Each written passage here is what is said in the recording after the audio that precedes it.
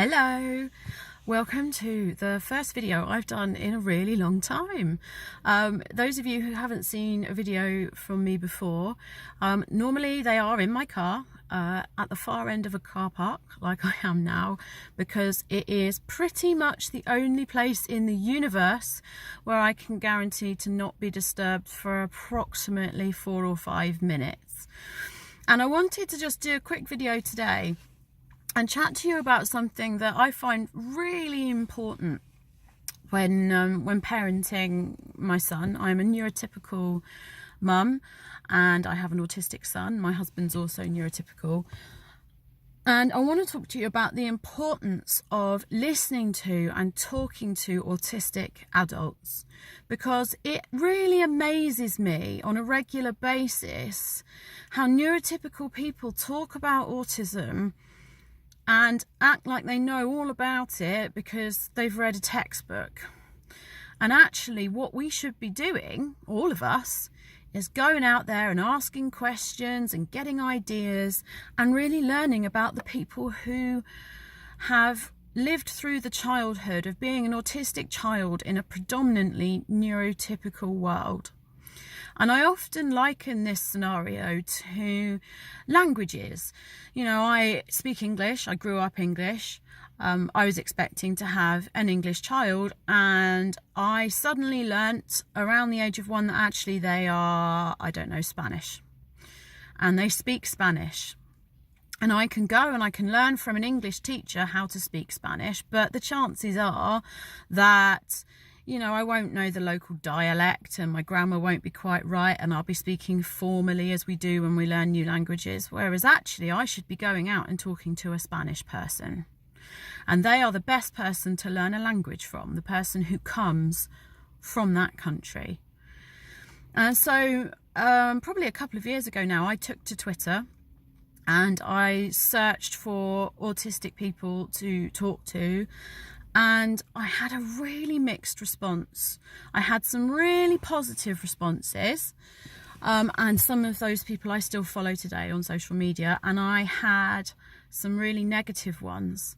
And I very quickly learned that the people who were responding negatively to me had experienced some really bad things in their childhood, bordering on abuse, sometimes abuse. And it made me feel sick. It made me want to cry for them. They'd been locked in rooms.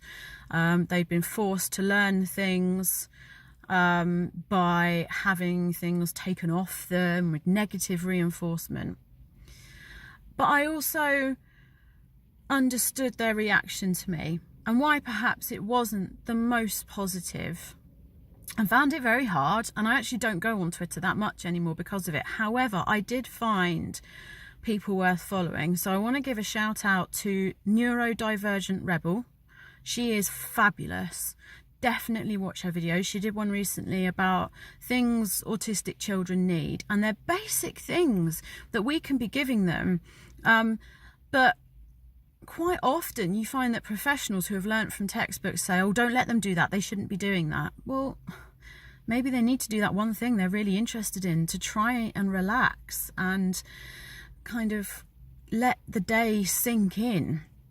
And also there are people like Temple Grandin and Kerry Magro. They are definitely worth a follow. But if you want to do the best job you possibly can to parent your child, talk to adults that have been there and humble yourself. Listen to them. Don't come back with things like, well, you don't know my child's not like that.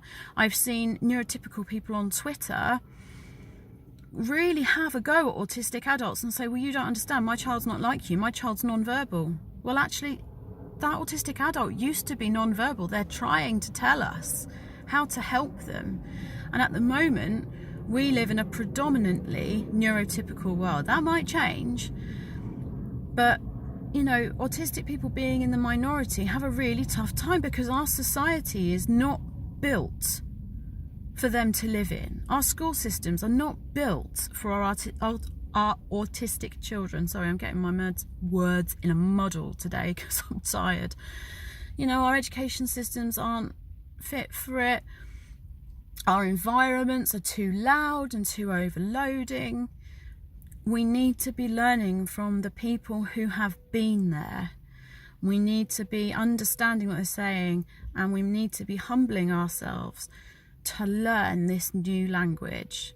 So I really recommend, if you don't already, please go out there this week, find some people to follow. You might not always like what they have to say, but rather than getting defensive, sit back and go, all right, well, why don't they like that? What is it that they don't like about the way us neurotypicals do things? And you will find that this whole world of opportunity to communicate with your child, to play with your child, and to parent your child opens up. So if you're going to do one thing this week, definitely do that.